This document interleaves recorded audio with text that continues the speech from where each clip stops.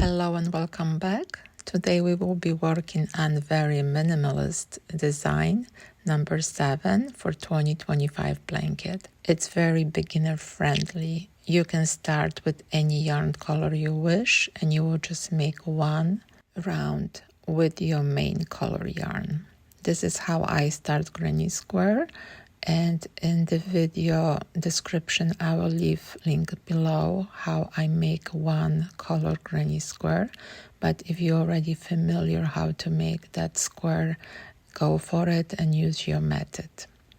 So I'm making 4 clusters of 3 double crochet stitches, and in each corner I have chain 2, and I will use chain 2 only on the corners of my granny square. So let's arrange them nicely so they look like a square, and we need one more cluster and one more chain 2. Once we finish this round, we will slip stitch, and now I am ready to change the yarn color. Choose any contrasting color yarn and attach your yarn to the square. This is how I attach my, and I just make a knot and cut that yarn later. So now with the new color yarn, I start my round like this. I go under the chain space and make chain 3. And I'm doing this so my chain space is in the middle of the corner. My main color yarn I will carry around because I need to use that on the other side of my square. So I'm making only 2 clusters in contrasting color yarn, and on this side I'm using my main color yarn. Once I get to the corner, I will change yarn color again, and I will use contrasting color yarn, making 2 clusters.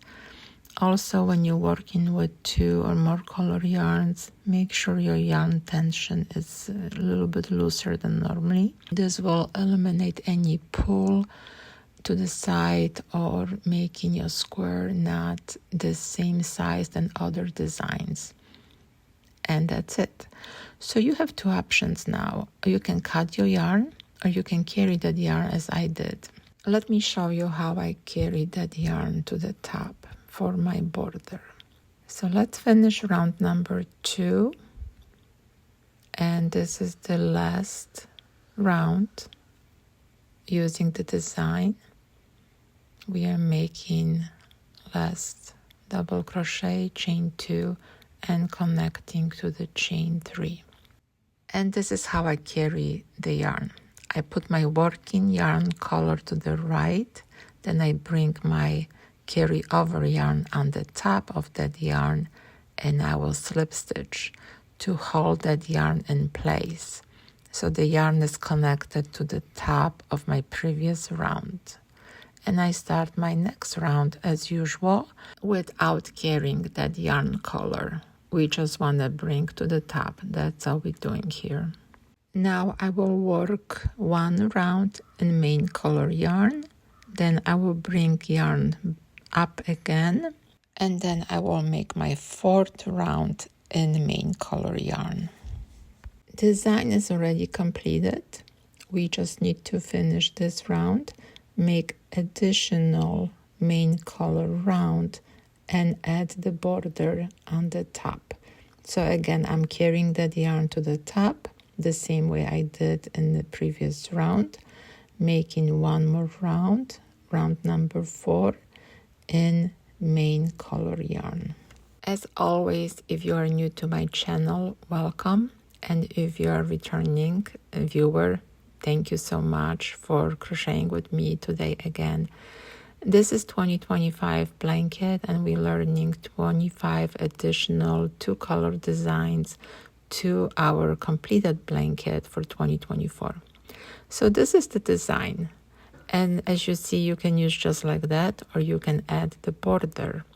With this year project, I decided to use borders, and borders will be either with main color yarn or contrasting color yarn, depending how design will flow to the round number 4.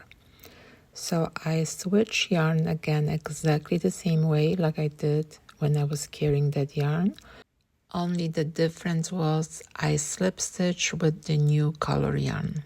And now I'm just making one simple round with contrasting color yarn around, and that will be my round number 5, and that's it. We will cut the yarn, hide the ends, and again, if you cut your yarn before, you have more yarn tails to hide. I chose to carry my yarn so I can have less yarn tails to hide. And always pull your yarn up and recreate the last stitch with your needle. That way your square will look nice and neat. I like to use smaller needle only because I can go in between fibers. That way I feel like that yarn tail is more secure in my project. Okay, so I'm hiding the ends, and now with my main color yarn, I will go around that carry over yarn to a little bit minimize the exposure. And again, this is just optional. You can just cut your yarn and reattach when needed. If you be so kind, click like or subscribe, and thank you for crocheting with me. I hope you enjoyed this project and you visit me for the next one. Have a wonderful day, and I hope I will see you soon.